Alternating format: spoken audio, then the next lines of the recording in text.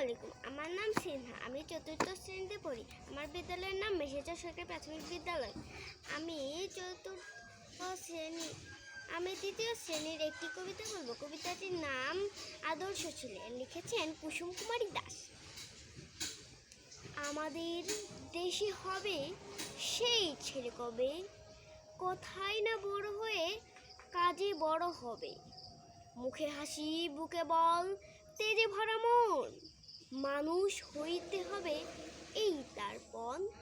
বিপদ আসিলে কাছে হও আগুয়ান, নাই কি শরীরে তব রক্ত মাংস প্রাণ।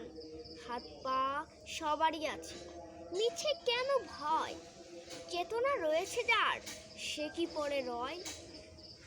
সে ছেলে কে চায় বল, কোথায় কোথায় সে যার চোখে জল।